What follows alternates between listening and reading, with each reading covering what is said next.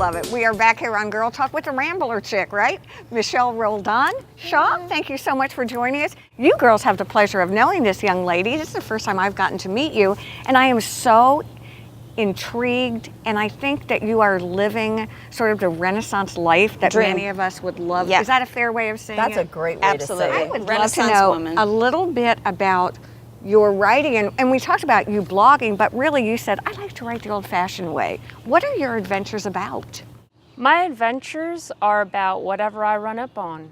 I might get a harebrained notion to travel somewhere, and then I might meet a stranger on the road and end up staying with them, going out in their boat in the swamp, or hanging out with their grandma. It really doesn't matter. I have fun wherever I go with whomever, and I like to draw out people's stories and find universal themes amongst. Can you give us an example? Because I'm all about patterns and universal themes. What are some of the themes that you have really expounded upon or that you find really are ubiquitous? Well, there's so many. One that's been on my mind a lot lately is fear. That's something that comes up a lot.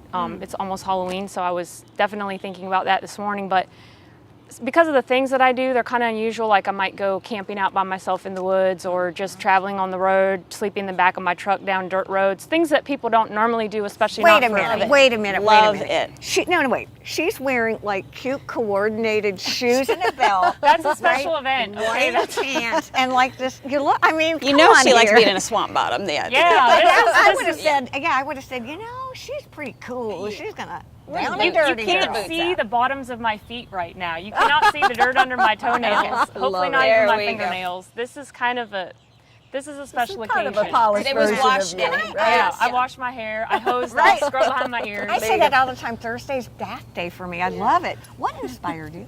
Oh man, what inspired me? I wanted to live the free life, the Huckleberry Finn life, and like I was saying about the fear thing, people they're going, how do you do this stuff and not feel afraid?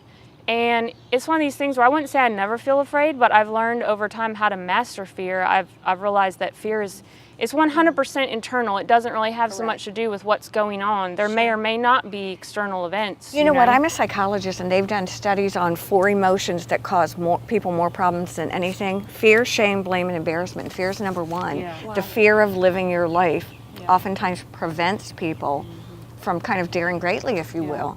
So I've tried to circumvent that a little bit and just understand that fear can happen. I mean, I always tell people the most dangerous thing we do every day is drive down the highway. Absolutely. We do it fearlessly. We're not even thinking about Absolutely. it. So, I mean, I just have to focus on mastering the fears that come up when I'm out there on the road, staying with strangers, putting my trust in them.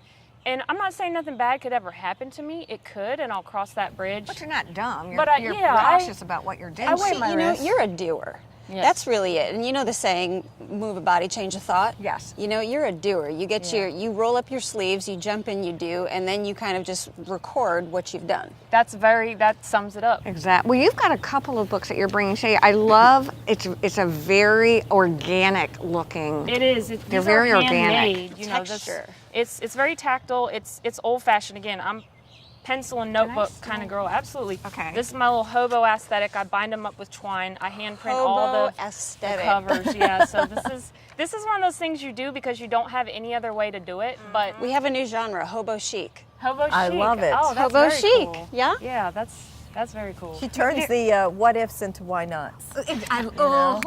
Bam.